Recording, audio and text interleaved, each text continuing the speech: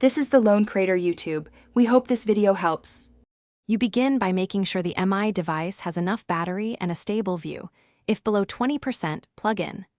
Once ready, swipe to the app drawer and open Settings because MIUI places wallpaper controls there. Then navigate to Wallpaper or Display. This is where live wallpaper options live and why we start here. You'll avoid accidental system sleep and speed up the process. Now tap Wallpaper to access current wallpaper settings and continue to. You should see the active live wallpaper preview. Tap it to open selection. Choose a static image or the MIUI default wallpaper so system resources stop animating. Make sure to change both home and lock screens if the live wallpaper is applied to both, otherwise it will persist on one. Once you select a static image from gallery or defaults, confirm apply.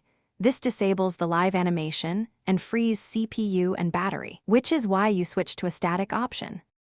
After applying, verify both screens now show the static image.